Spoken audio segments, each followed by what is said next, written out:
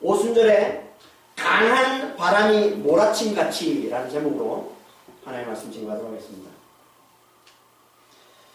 오늘 드디어 구약에서부터 계속 하나님께서 당신 백성들에게 약속하신 하나님의 능력, 성령이 하나님의 백성들에게 임하시는 말씀을 나눈 말입니다. 드디어 계속 이제 하나님의 약속에 대한 얘기를 우리 앞에서 계속 살펴봤었는데 드디어 그 약속이 성취되는 것을 이렇게 나눕니다. 성령이 임하신, 성령의 부음받은 교회에게 있어서 가장 중요한 사건이에요.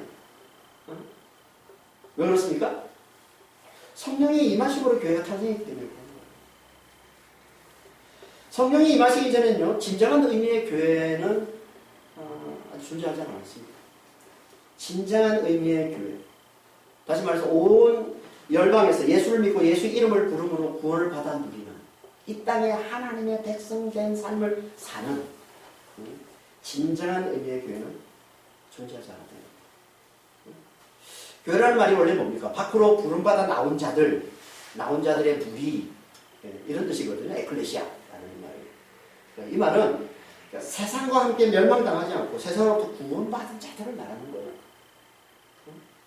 다시 말해서 세상에서 나와서 부활을 누리며 부활에 증인된 삶을 살아가는 자들, 이들이 에클레시아, 교회라는 것이고, 이 교회는 성령이 임하신 후에 비로소 생기는 거예요. 성령이 오심으로, 성령이 임하심으로 비로소 구원을 누리는, 이 부활과 영생을 사는, 이 땅에서 하나님 나라를 사는 이 교회의 삶이 존재하게 됩니다. 그러니까 교회가 항상 가장 귀하고 가장 중요하게 얘기해야 될 게 뭐라는데? 성령의 것이고 성령의 도움받아. 그래서 주님께서도 성령을 하나님께서 당신 자녀들에게 주시는 가장 좋은 선물이라고 하셨습니다. 누가복음 11장 13절. 너희가 악할지라도 좋은 것을 자식에게 줄 줄 알거든. 하물며 너희 하늘 아버지께서 구하는 자에게 성령을 주시지 않겠느냐. 좋은 것. 이거 아주 큰 이게 성령이라는 거예요. 이 말씀은 배경구절 마태복음 7장 11절 말씀과 배경구절인데요. 마태복음 17장 11절에서는 뭐라고 그래요? 하늘에 계신 너희 아버지께서 구하는 자에게 좋은 것을 주시잖아. 하나님께서 당신 자녀들에게 주시는 모든 좋은 것을 압축한 게 이게 뭐라는 거예요? 성령. 그러니까 성령 안에 다 담아서 하나님 당신의 모든 좋은 것들을 구원, 부활, 영생, 기쁨, 평강, 안식, 자유, 복, 형통, 이 모든 좋은 것들을 하나님께서는 다 성령 안에 담아서 당신 자녀들에게 주신다는 겁니다. 다시 말해서 이 모든 좋은 걸 우리에게 가져다 주시는 하나님의 능력이 되시는 분, 이분이 성령이시다. 그래서 구약에서부터 계속 성령이 임하면 그게 구원이에요. 성령이 임하면 그게 부활이에요. 성령이 임하면 그게 기쁨이에요. 그게 평강이에요. 그게 안식이에요. 성령이 임하면 성령은 구원과 그리고 부활과 영생과 다 동시에 하는 것이다. 이렇게 말씀을 하고 있습니다. 그래서 구약에서부터 계속 그렇게 당신 백성들에게 성령을 부어주실 것을 약속해 주신 것이고, 그리고 이제 드디어 그 약속이 성취되는 때가 왔다는 것. 그게 오늘 궁금했습니다. 구약에서 계속 약속해 주신 그 약속이 성취될 때 궁금하십니다. 이게 사도행전, 사도행전 2장 1절 사절의 이 말씀은요. 그래서 오순절 교단만 중요하게 여기는 그런 말씀 구절이 아니에요. 실제로 교회가 진짜 가장 중요하게 여기게 되는 말씀입니다. 1장에서 4절 말씀입니다. 그런데 성령이 임하실 때가 언제라고 합니까? 오순절. 그래서 오순절 교단이 생긴 거예요. 이게 오순절이라는 단어를 따서 오순절 2장 1절 한번 보겠습니다. 오순절 날이 이미 이름에 그들이 다 같이 한 곳에 모였더니 이 뒷부분 이 오순절날이 이미 이름에라는 이 말씀을 좀 더 정확히 번역하면 이런 말이에요. 오순절날이 채워지는 때, 오순절날이 채워지는 때. 오순절이 뭡니까? 헬라어로 펜테코스테라고 하는데요. 이 말은 펜테코스테라는 이 단어의 정확한 뜻은요, 50번째라는 말이에요. 50번째. 그러니까 오순절 날이 채워지는 때라는 이 말은 50번째의 날이 채워지는 때. 어디서부터 50번째를 말하는 걸까요? 6월절에서부터 50번째 되는 날을 말합니다. 6월절은 심판과 구원이 일어난 날을 말합니다. 심판, 이 세상의 심판과 구원이 일어난 날이 6월절이에요. 그 6월절로부터 50번째 날, 50번째가 되는 날에 성령께서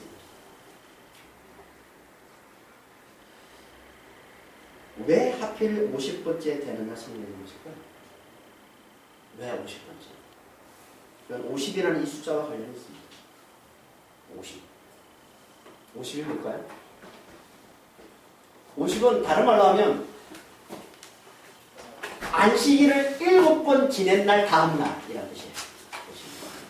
안식일을 7번 지낸 다음 날 50.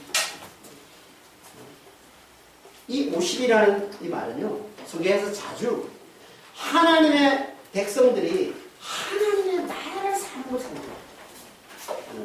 의미로 하나님의 나라를 사는 것. 다시 말해서 구원의 은혜를 받아 누리는 걸 상징하는 숫자로 가장 써서 자주 쓰는 게 이게 50이라는 단어예요.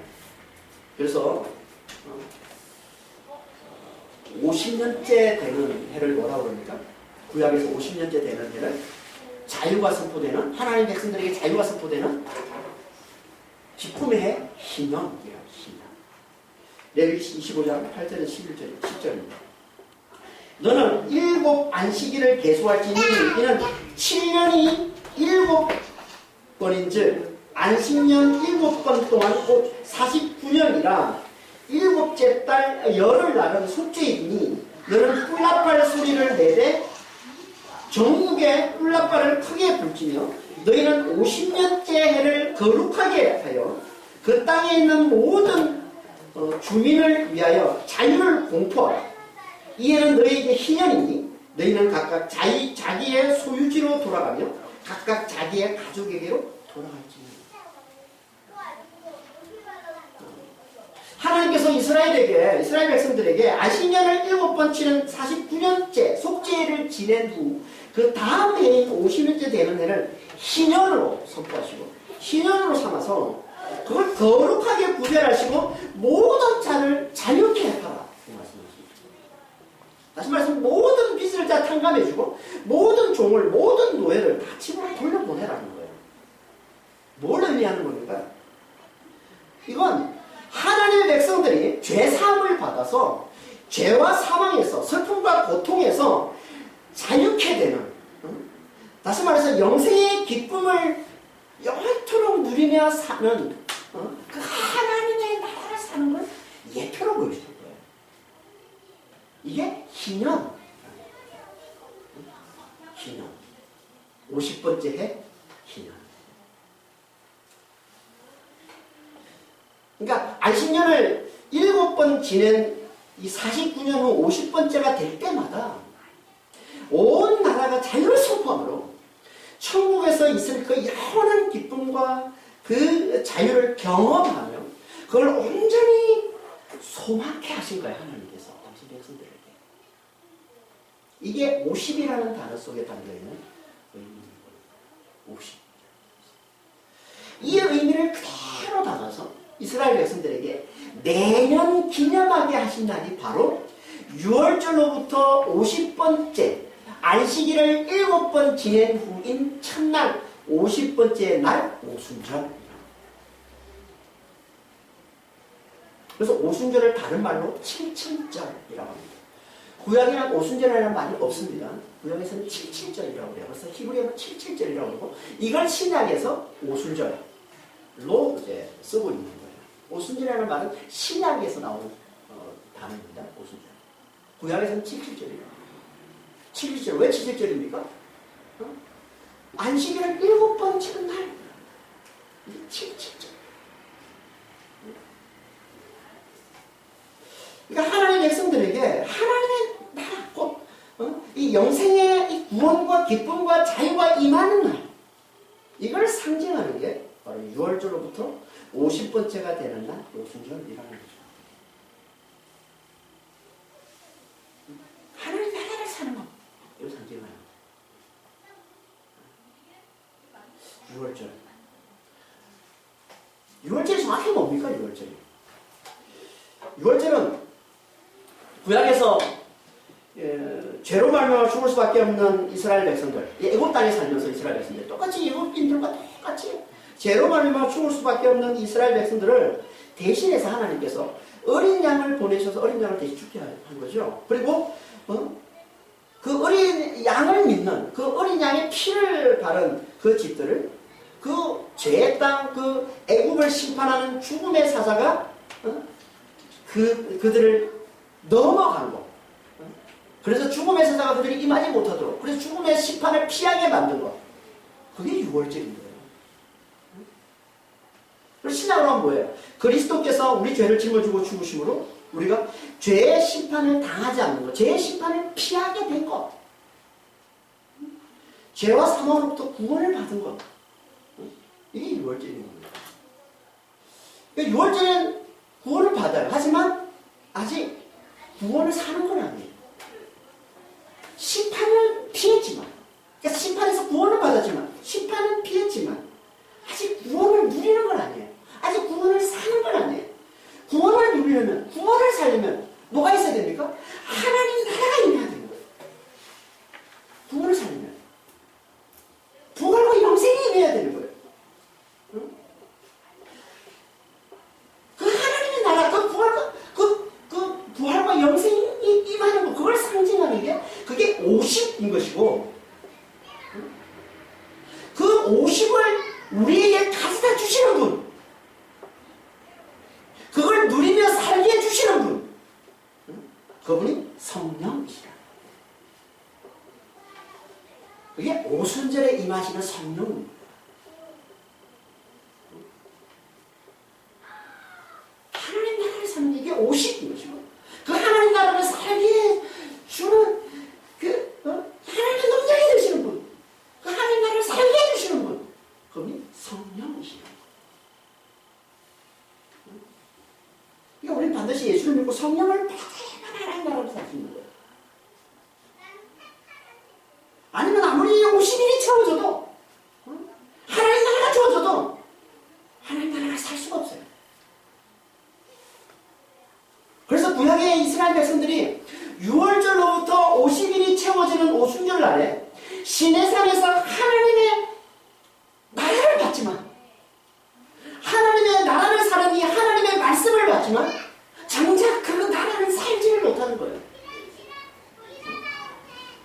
여러분, 이스라엘 백성들이 출애굽한 후에 6월절로부터 딱 50일이 되는 날에 50일째, 그러니까 6월절로부터 그들이 이제 그 6월절이 유대역으로 1월 15일입니다.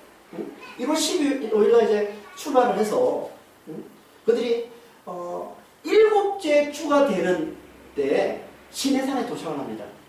7째 되는 주에. 그리고 3일 동안 정결의식을 치르고, 그리고 50일째 되는 때에 시내산에 하나님이 강림하시고, 그 하나님께서 그들에게 하나님 나라를 사는 하나님 나라의 법을 주시죠. 하나님의 말씀 쉽게 나눠주시는 거예요. 하나님의 나라의 법을 받는 건요, 그 하나님의 나라를 받는 거예요. 하나님 나라를 살도록 하는 게 하나님의 법인데, 그 하나님 나라의 법을 주신다는 것은 하나님 나라를 살게 하시는 거거든요. 그러니까 구약의 이스라엘 백성들이 오순절 날에 하나님 나라를 받은 거예요. 하나님으로부터, 시내산에서.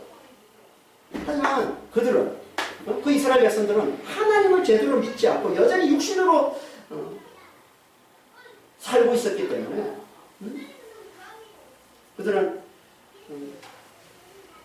그 그 하나님의 나라를 살지를 못하는 거예요. 하나님 나라가 그들에게 임하자 오히려 하나님으로부터 도망을 칩니다. 하나님을 두려워하면서 육신으로 사는 그들은 하나님이 임하시는 걸 보면서 하나님이 두려워서 도망쳐요. 하나님 나라를 살지를 못해. 하나님 나라를 살기는 그냥 오히려 어떻게 합니까? 하나님 대신 가슴한 우상을 만들어가지고 금소, 금송아지 이 우상을 만들어서 그 우상을 섬기는 가증한 죄악을 하나님께 저지르고 말죠. 그래서 결국은 3,000명이 도륙을 당하는 그런 끔찍한 멸망을 겪게 되는 겁니다. 이게 구약의 오순절이에요. 구약의 오순절. 뭘 말하는 거예요? 아무리 하나님 나라가 임해도 성령을 받지 못하면 우리는 절대 그 나라를 살 수 없다는 걸 잘 보여주는 거예요. 오직 성령이 임해야만 하나님 나라, 부활과 영생을 누리는 그 하나님 나라를 살 수 있다는 겁니다. 그래서 신약의 오순절 날에 성령이 임하셔서 하신 일이 뭡니까? 구약의 오순절에 죽은 그 3,000명을 살려내신 거예요. 그래서 오순절에 3,000명이 구원을 받는 거예요. 누가복음 2장 41절에 보면 3,000명이 구원을 받잖아요. 출애굽기 32장 28절에 보면 3,000명이 도륙당합니다. 구약 오순절 날에 3,000명이 도륙을 당합니다. 송아지 그 우상을 만들어서 섬기던 그 3,000명이 도륙을 당합니다. 신약의 오순절 날에 3,000명이 구원을 받아요.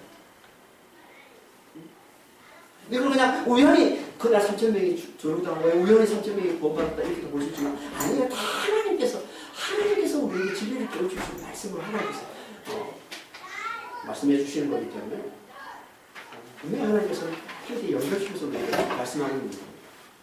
이걸 통해서 하나님께서 우리에게 뭘 가르쳐 주시는 겁니까? 율법 아래서 하나님을 대적하며 육신으로 살아가는 이 죽은 자들을 살려내서 부활과 영생의 그 하나님 나라를 살게 하시는 분이 성령이심을 확실히 깨워쳐 주시는 거예요. 이걸 통해서.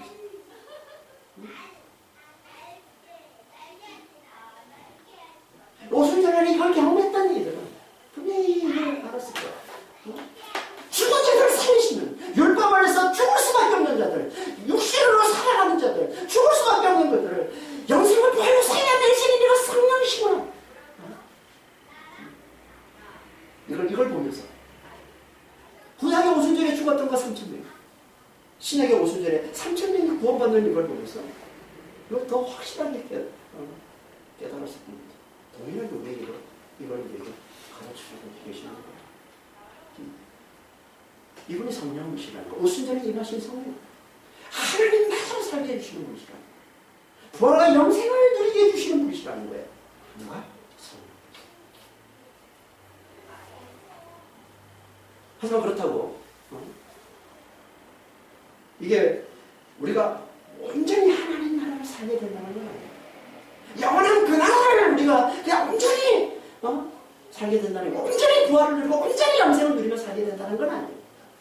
이거는 단지 영원한 그 나라를 이 땅에서 미리 먼저 맛보는 거예요. 이게 성령으로 말미암아 우리가 이 땅에서 사는 하나님 나라, 영원한 그 나라를 이 땅에서 먼저 미리 맛보는 겁니다. 그래서 77절 오순절이라고 하는 이 날을 또 다른 말로 첫 추수감사절, 맥주절, 초식절 다 같은 말이에요. 다 같은 말. 첫 추수감사절, 맥주절, 초식절. 레위기 23장 15절에서 17절. 안식일 이튿날 곧 너희가 요제를 곡식단을 가져온 날부터 세워서 7 안식일의 수요를 채우고 7 안식일 이튿날까지 합하여 50일을 계수하여 새 소재를 여호와께 드리되 너희의 처소에서 10분의 2 에바로 만든 떡 2개를 가져다가 흔들지니 이는 첫 요제로 여호와께 드리는 것입니다. 이 첫 요제라는 단어가 비쿠르인데 이 비쿠라는 단어가 초실절이라는 뜻입니다. 첫 열매를 드리는 날, 초실절. 출애굽기 3장 16절에 맥주절을 지켜라. 이는 내가 수고하여 밭에 뿌린 것의 첫 열매를 거두니라. 수장제를 지키라. 이건 내가 수고하여 이룬 것을 연말에 밭에서부터 거두어 저장할 것입니다. 민수기 28장 26절에 77절 곧 처음 익은 열매를 드리는 날. 출애굽기 3장 21절에 77절 곧 맥주의 초실절을 지키고 가을에는 수장절을 지켜라. 여기 보면 77절, 맥주절, 초실절 다 같은 말이에요. 첫 추수감사 다 같은 말이에요.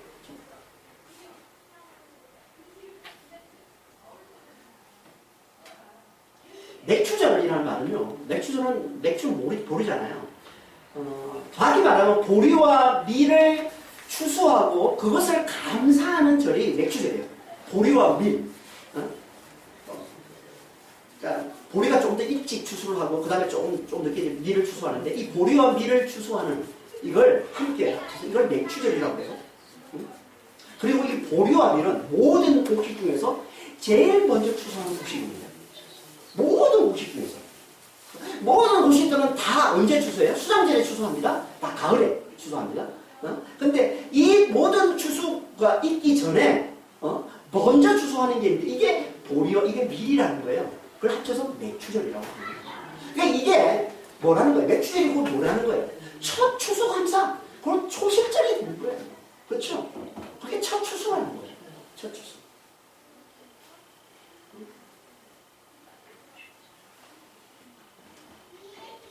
그러니까 77절 77절 안식일을 7번 지낸 첫날 77절 오순절 이게 오순절 얘기하는 거 오순절은 말은 안 쓰지만 77절이라고 표현하지만 이게 신자로 이게 오순절인 겁니다. 이게 오순절 이날이 곧 맥주절이요. 첫 요새를 드리는 날 첫 추수감사절 첫 열매를 드리는 날 초실절이라고 아시겠어요? 다 같은 의미로 쓰고 있는 거예요. 처음 난 것을 드리는 거예요. 첫 추수를 드리는 거예요. 여러분 처음 난 것은 항상 대표를 의미하는 거라서 대표. 예를 들어서 장자가 가족을 대표하는 거잖아요. 장자가 그 가족을 대표하는 거예요. 그런 것처럼 이 첫 추수는 뭘 대표하는 겁니까? 가을에 있을 풍성한 추수. 온전한 추수를 대표하는 거예요. 그래서 초실절을 지키고 수장절을 지키라고 그러는 거예요. 수장절. 이 수장절이라는 단어가 이게 아쉽은데 이게 추수라는 뜻이 이게 거두는 그러니까 진짜 추수는 이 수장절을 얘기하는 거예요. 풍성한 추수. 가을에 거두는 풍성한 추수를 감사하는 절기. 이게 이제 수장절입니다. 수장절은 뭘 상징하는 걸까요? 수장절. 풍성한 추수. 온전한 추수. 모든 걸 다 추수. 뭘 상징하는 거겠어요? 당연히 주님의 재림을 상징합니다. 주님의 재림으로 온전히 이루어질 하나님의 나라의 성전.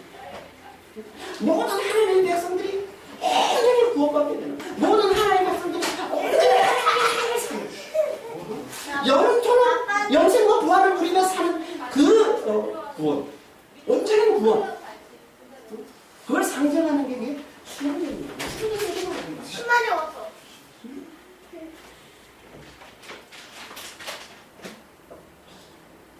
잘 보면요. 6월절은 뭘 상징하는 거죠? 그리스도의 초림을 상징하는 그리스도의 죽으심, 죽으심과 부활. 그리스도의 초림을 상징하는 것이고 오순절, 77절, 초실절 이거 다 뭘 상징하는 거라고? 그리스도의 영이신 성령이 임하심을 상징하는 것이고 그리고 이 수장절, 수장절은 뭘 상징하는 거라고? 주님의 체림을 상징하는 거예요. 다 그리스도를 상징해요. 여러분 절기는 다 그리스도를 상징해요. 그게 절기들. 여러분 그리스도를 모르고 절기를 열심히 지키면 그건 아무 상관없어요. 그건 구원이 없어요. 하나님과는 상관없는 거예요. 모든 절기를 주신 이유는 하나님께서 그 속에 그리스도를 알아보라고 그리스도를 속기로 주신 게 그게 절기인데 그리스도를 알아보는 게 절기란 말이에요. 모든 절기는 다. 그러니까 안식일도 마찬가지고 무슨 교회에서 드리는 절기들이 상당히 많은데 그 절기들이 다 그리스도를 상징하는 겁니다. 그 중에서 가장 중요한 세 가지 절기가 오늘 보면서 얘기하고 이 6월절, 이 오순절, 77절, 이 초실절이라고 하는 이 오순절, 그리고 장막절이라고 하는 이 수탕절, 이 3대절, 이 세 개 3대절. 하나님께서 반드시 이 세 절기를 지키라고 하는 거예요. 출애굽기 23장 14절 16절입니다. 너는 매년 3번 내게 절기를 지킬지니라. 너는 무교병의 절기를 지켜라.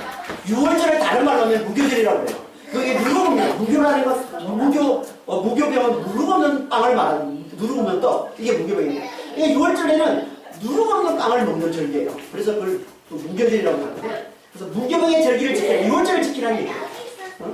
그리고 16절에 맥주절을 지켜라. 맥주절, 칠칠절, 초실절을 지켜라. 이는 내가 수고하여 밭에 뿌린 것에 첫 열매를 거두니라. 그리고 수장절을 지켜라. 이는 내가 수고하여 이룬 것을 연말에 밭에서도 거두어 저장합니다. 수장절. 우리가 지금 다음 주 11월 18일 날 추수감사절을 지내는 건 뭐예요? 지금 구약의 치면, 구약의 절기로 치면 수장절인 거죠. 수장절을 그대로 가져와서, 신약을 그대로 가져와서 추수감사절을 즐기고 있는데, 근데 여기 그리스도를 빼버리고 그냥 이것만 보면 하나님과 아무 상관없는 거라는 거예요. 그 속에 다 하나님께서 그리스도를 우리에게 가르쳐주시고 그리스도를 우리에게 나타내 보여주시기 위해서 주신 거라는 거죠. 추수감사절은 항상 그 속에 그리스도를 봐야 되는 거예요. 그리스도를 섬겨야 돼요. 그리스도를 통해서 하나님 우리에게 주신 그 은혜를 봐야 되고 그 축복을 봐야 되는 거예요. 그게 진짜 추수감사절을 제대로 드리는 거예요. 그러니까 이게 초실절과 수장절 항상 연결해서 말씀하고 있어요. 초실절이 뭐라는 거예요? 수장절을 대표하는 거라는 거예요. 장차 풍성한 추수가 있음을 알려주는 거예요. 이게 초실절이에요. 그걸 알려주면서 그걸 미리 맛보여주는 거라는 거예요. 그게 초실절이에요. 그게 첫 추수를 기념하는 초실절이라는 거예요. 이걸 영적으로 하면 뭐예요? 이게 뭐? 성령의 임하심이에요. 성령의 임하심은요, 장차 주님의 재림으로 영원토록 누리게 될 그 하나님의 나라, 그 풍성히 누리게 될 그 하나님의 나라의 그 풍성한 영광, 풍성한 복, 그 영원한 기쁨과 영원한 평강, 그걸 대표해서 미리 맛보여주는 거예요. 이게 성령의 임하시는 거예요. 그래서 성령을 다른 말로 뭐라고 하냐면 기업의 보정이라고 하는 거예요. 기업의 보정. 기업은 하나님의 나라예요. 우리 영원토록 누리게 되는 하나님의 나라. 그걸 보정이라는 말은 계약금이라서 알아본 계약금, 선불금, 선취급금이라고 했어요. 미리 하나님께서 주시는 거 우리에게. 그 하나님 나라가 있는데 그걸 미리 우리에게 주시는 거. 그 하나님 나라를 미리 주시는 거. 그게 성령이시라는 거예요. 그 하나님 나라를 미리 맛보는 거예요. 이게 성령이시라는 거예요. 같은 나라를 하고 있는 거란 말이에요.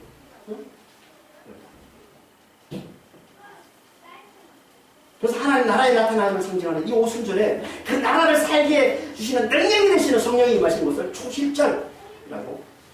그러니까 성령이 임하시면 장차 하나님 백성들이 영원토록 누리게 될 하나님의 나라를 이 땅에서 미리 맛보며 누리게 하시는 거예요. 이게 성령이 임하십니다. 이게 오순절에 임하시는 성령. 오순절에 임하시는 성령. 하나님 나라를 사는 거예요.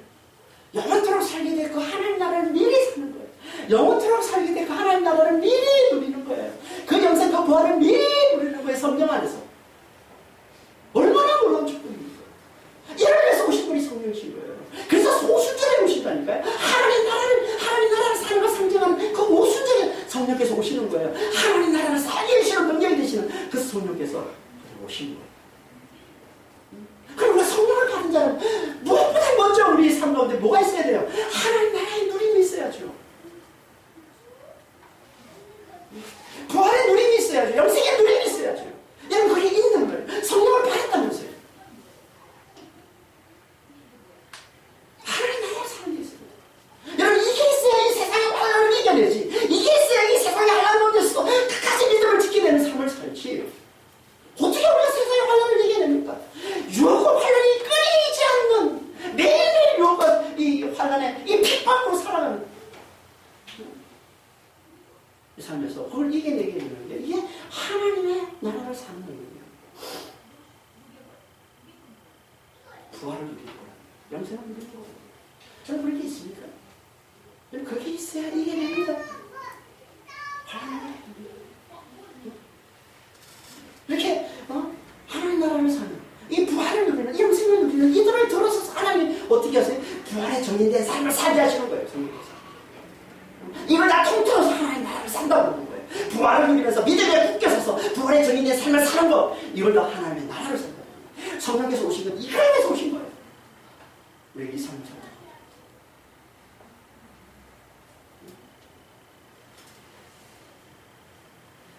이 성령이 누구에게 임한다고요? 마가의 다락방에 모여있는 모든 자들. 1절 후반절에 보면 그들이 다 같이 한 곳에 모였더니 이렇게 되어 있는데요. 이것도 좀 정확히 번역하면 모든 자들이 함께 그곳에 있었다 이런 말이에요. 모든 자들이 함께 그곳에 있었다. 여기 그곳은요. 전통적으로는 보통 이제 그 예루살렘에 있는 마가의 다락방 앞에 우리 1장에서 살펴봤던 다락방이 나오죠. 그 다락방을 얘기하는 것으로 보시면 또 많은 신학자들은 예루살렘 성전 안에 있는 또 한 곳으로 보기도 합니다.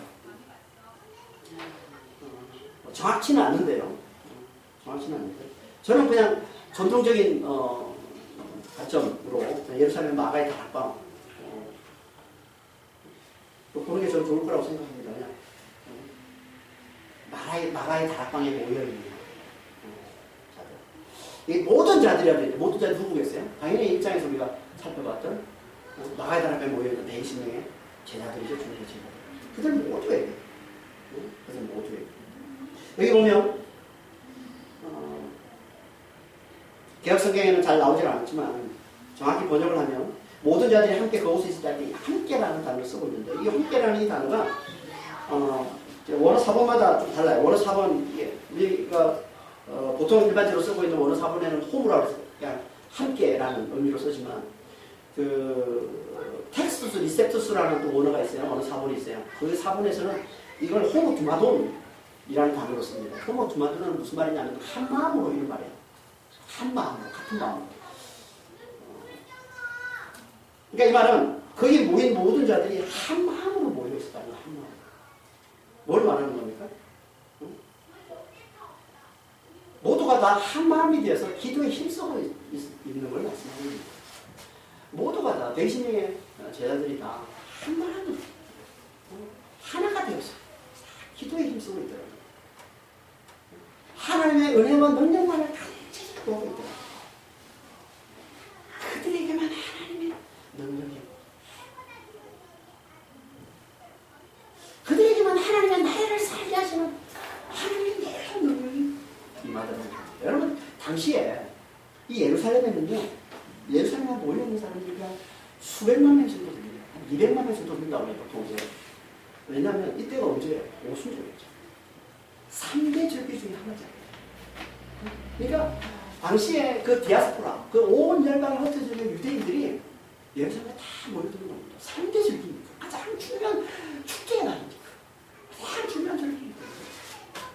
모든 디아스포라에 있는 유대인들이 다 모여들어서 거의 한 200만 정도가 예루살렘에 있다고 그렇게 보통 얘기를 합니다. 그 많은 사람들이 율법 아래서 하나님을 예배하기 위해서 그렇게 예루살렘에 다 모여들어 있는데 하나님의 관심은 어디 있다는 거예요? 그들에게 있지 않고 오직 기도에 힘씁니다. 마가의 다락방에서 오직 기도에 힘씁니다. 하나님의 은혜만을 간절히 구하는 하나님의 은혜 없이는 자신을 죽은 자로 알아보고 하나님의 은혜 없이는 자신은 아무것도 아닌 걸 알아보고 오직 하나님의 은혜만을 하나님의 능력만을 간절히 구하는 하나님께서 약속하신 또 예수님께서도 약속하시고 마지막에 또 분부하신 그 성령의 세례만을 간절히 구하는 그 주님의 제자들 120명의 주님의 제자들이만 주님께서 관심이 있습니다. 그들에게 하나님께서 찾아오셔서 그들에게 하나님께서 하나님의 능력을 부어주시더라는 겁니다. 지금도 마찬가지입니다. 수많은 사람들이 하나님을 찾고 수많은 사람들이 하나님을 예배해도 자신을 높이기 위해서 하나님을 찾는 자들, 자신을 높이기 위해서 하나님 앞에 엎드리는 자들, 자신을 높이기 위해서 하나님을 붙드는 자들, 하나님 거기 전혀 관심 없어요. 아무 관심 없어요. 아무리 수많은 사람들이 앞에 나온다 할지라도 자신을 높이는 그 율법하에서 하나님을 찾는 자들은 아무 관심이 없습니다. 오직 하나님의 은혜 없이는 자신을 죽은 자로 알아보고 하나님의 은혜만을 자신을 살리는 것으로 알아보고 그 은혜만을 간절히 구하는 주님의 제자들, 신실한 주님의 제자들이면 왜 하나님 관심이 있었어요? 그들에게만 주님이 찾았어요. 그들에게만 주님이 찾아주셔서 그들에게만 하나님의 능력을 부어주시는 겁니다. 그들에게만 하나님께서 하나님의 나라를 사는 부활을 누리며 믿음에 굳게 서서 부활이 정해진 삶을 사는 이 하나님의 놀라운 능력을 부어주시는 겁니다.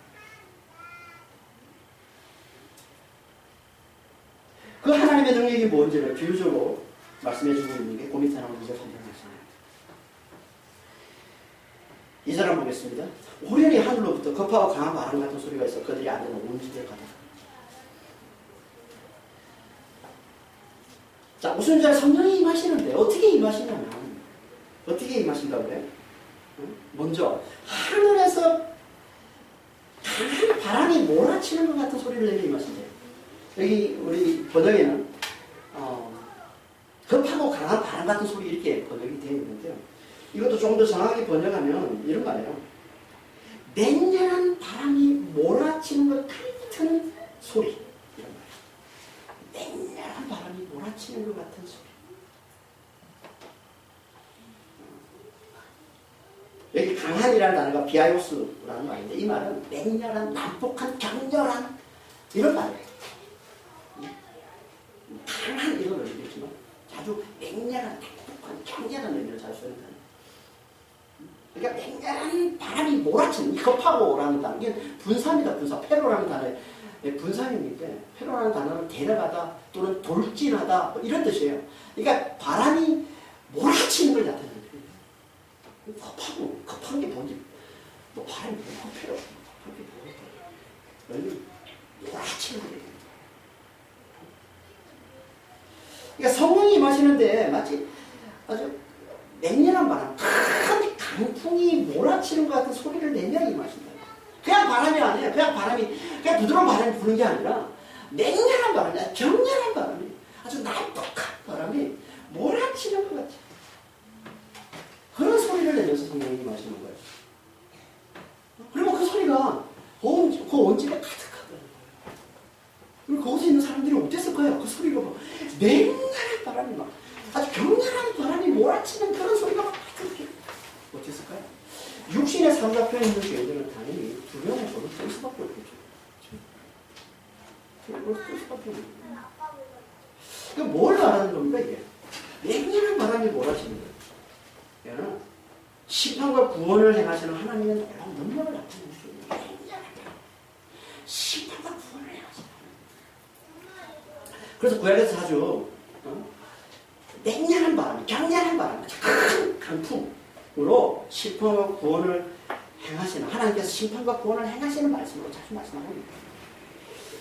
출애굽기 14장 21절에 바다 위로 손을 내밀매 여호와께서 큰 동풍으로 밤새도록 바닷물을 물러가게 하시니 물이 갈라져 바다가 마른 땅이 됩니다. 잠언서 10장 25절에 해오리 바람이 지나가면 악인은 없어져도 의인은 영원한 기초가 됩니다. 이사야서 4장 24절에 하나님이 입김을 부시니 그들은 말라 해오리 바람에 불려가는 초계가 됩니다. 자주 구약에 보면 자주 아주 강한 바람, 맹렬한 바람으로 하나님께서 악한 자들을 철저히 멸하신다는 말씀을 가지고 있습니다. 그렇게 악한 자들, 맹렬한 바람으로 악한 자들을 철저히 멸하심으로 당신 백성들에게 구원을 누리게 해주신 하나님의 강한 능력을 나타내는 거예요. 이게 맹렬한 바람.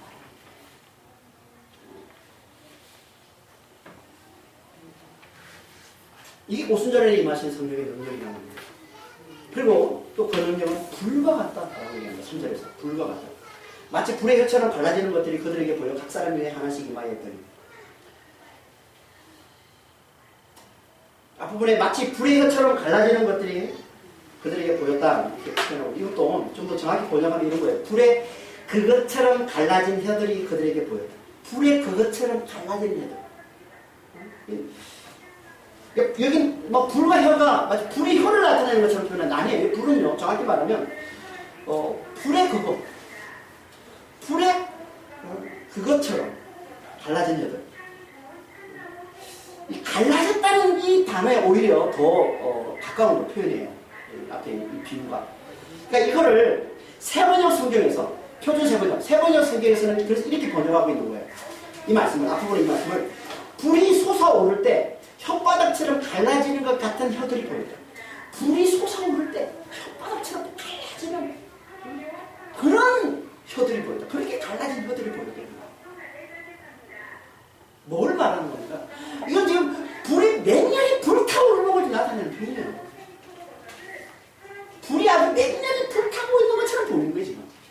혀에 대해서는 다음 시간에 살펴보려고. 불이 맹렬히 불타오르는 모습. 그리고 그 불들이 살을 임하는 모습. 얼마나, 아니, 이걸 본 사람들이 어땠겠어요? 불이 맹렬히 타고 있는 그 같은 그런 모습이 보이는 거예요. 육신에 사로잡혀 있는 자들은 당연히 두려움에 벌벌 떨 수밖에 없는 겁니다. 아니, 죽는구나, 이제. 이거 마치요. 구약의 오순절날에 어땠다고 했습니까? 하나님께서 시내산에 강림하시잖아요. 그래서 하나님 나라를 주시기 위해서, 하나님의 나라를 사는 십계명 하나님 말씀을 주시기 위해서 시내산에 강림하시는데 어떻게 강림하십니까? 불 가운데 강림하세요. 불 가운데 막 연기가 쫙 오르잖아요. 불 가운데 강림을 하시고, 그 연기가 나고 빽빽한 구름 있고 막 연기가 나고, 그리고 번개가 치고 지진이 나고 하니까 이스라엘 백성이 어떻게 반응합니까? 두려워서 하나님께 도망치는 거예요.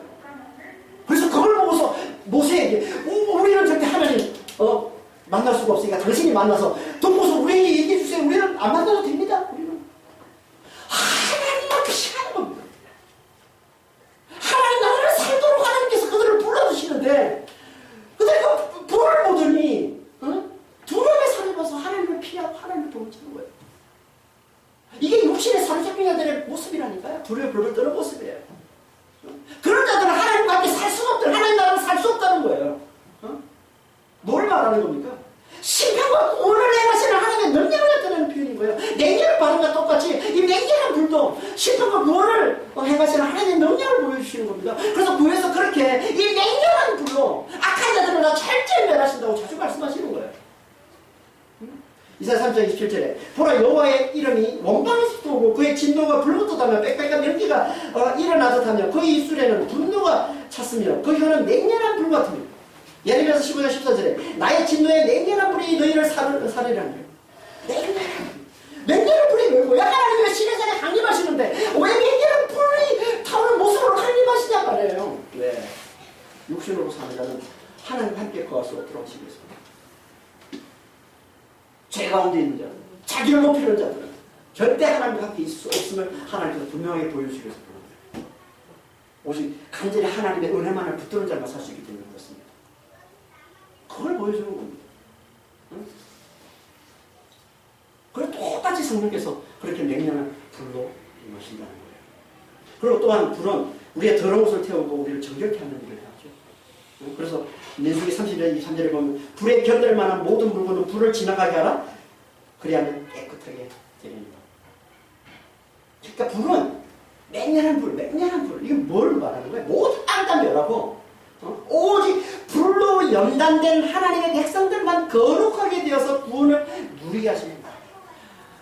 불로 연단된 자들만 하나님의 백성인 거예요. 불을 통과한 자들만 하나님의 백성이에요. 여러분 아세요? 불을 통과한 자들만 하나님의 백성이에요. 그래서 고린도서 13장 15절에 뭐라고 해요? 이렇게 말씀하고 있습니다. 누구든지 그 공중에 불타면 해를 받으니 자신은 구원을 받되 불 가운데서 받은 것 같아요. 모든 사람이 불 가운데서 불을 통과한 구원을 받습니다. 반드시 하나님께서 불을 통과시켜야 돼요. 불을 통과된 자들만 받아주시는 겁니다. 깨끗하게 된 자들만, 거룩하게 된 자들만, 정결하게 된 자들만 받아주시는 거예요. 연단된 자들만 받아주시는 거예요.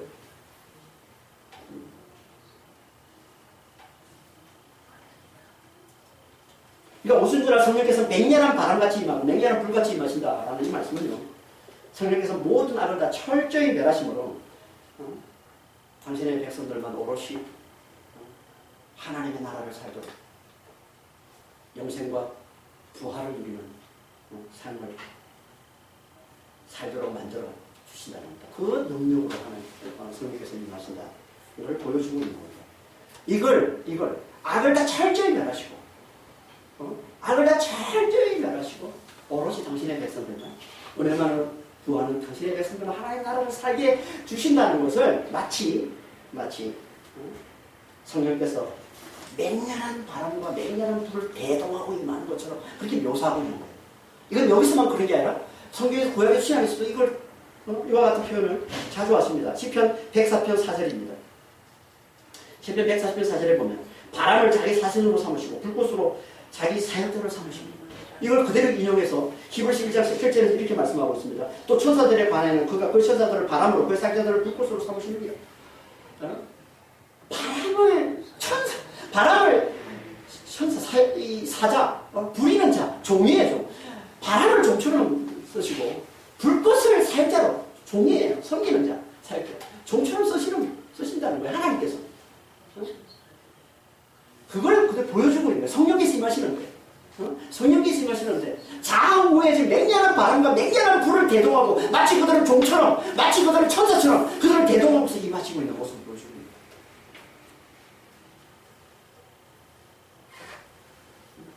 거예요. 왜요? 먼저 맹렬한 바람과 맹렬한 불로 모든 악을 다 철저히 멸하셔야 돼요. 그래야 생명을 주시는 성령께서 우리는 당신의 백성들은 하나님의 나라를 살게 해주시기 때문에 영생과 부활의 누리는 삶을 살게 해줄 수 있기 때문에 맹렬한 바람과 맹렬한 불을 대동하고 임하시는 것처럼 그렇게 묘사하고 있는 거예요. 이거는 성령께서 모든 악을 다 철저히 멸하셔야 돼요. 모든 악을 다 철저히 멸하셔야만 하나님 나라를 사신다. 그렇잖아요. 내가 죽어야 그리스도가 살죠. 육신이 죽어야 성령이 사시는 겁니다. 그 말씀하고 있는 거예요. 맹렬한 바람과 맹렬한 불로 철저히 모든 악을 다 멸하셔야 생명을 주시는 성령께서 우리에게 하나님의 나라를 영생과 부활을 살게 해주시는 겁니다. 그걸 표적으로 보여주는 게 그걸 표적으로 보여주는 게 이게 맹렬한 바람, 맹렬한 불인 거예요. 성령이 처음 임하실 때만 이렇게 맹렬한 바람과 맹렬한 불로 임하는 거예요. 그 이후에는 다시 맹렬한 바람과 맹렬한 불이 임하지 않아요. 성령을 받는데 우리도 지금 우리가 뭐 성령 받을 때 맹렬한 바람이 임하는 그러면 안 돼요. 맹렬한 불이 이렇게 막 보이고 그래요. 우리 성령 받는데 그런 사람 없잖아요. 지금 없잖아요. 표적이란 말이에요. 표적. 모든 악을 다 철저히 멸하시는 표적이에요. 철저히 심판하시는 표적이에요. 하나님께서. 우리에게 왜 그게 보이지 않을까요? 왜 처음에만 이걸 보여주시고 왜 그 외에는 보이지 않을까요? 그것이 십자가를 붙잡게 되는 거예요.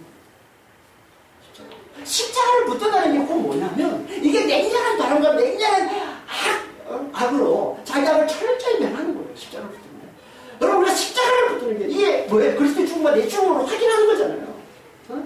그리스도의 죽음을 내 죽음으로 알아보는 거잖아요. 그걸 내 죽음으로 받아들이는 게 십자가를 붙드는 거 아닙니까? 이게 뭐 맹렬한 바람과 맹렬한 악으로 자기의 악을 하나님을 대적하는 자기를 높이려는 모든 육신의 그 악을 하나님 철저히 멸하시는 이게 십자가를 붙드는 거란 말이에요.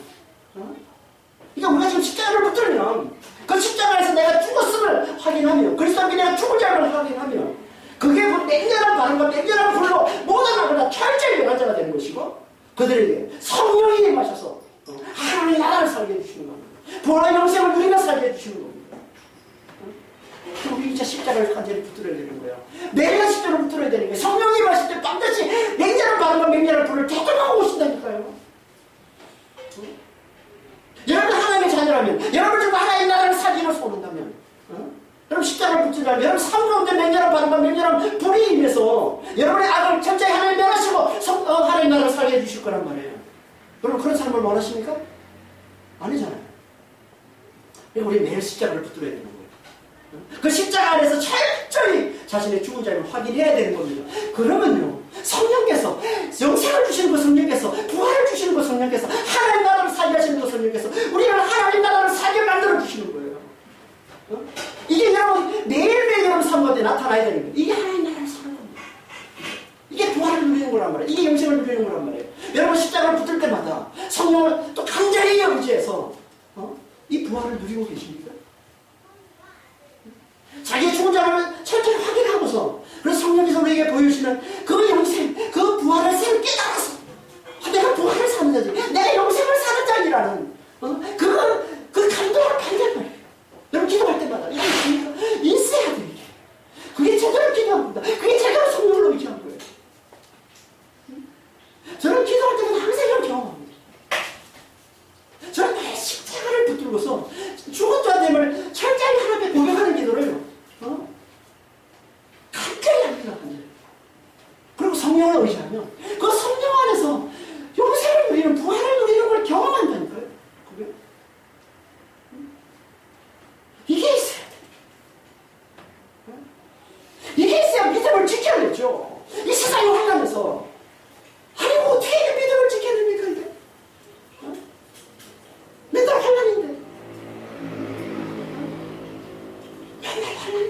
사는 세상이 고통 아닙니까? 어려움 아닙니까?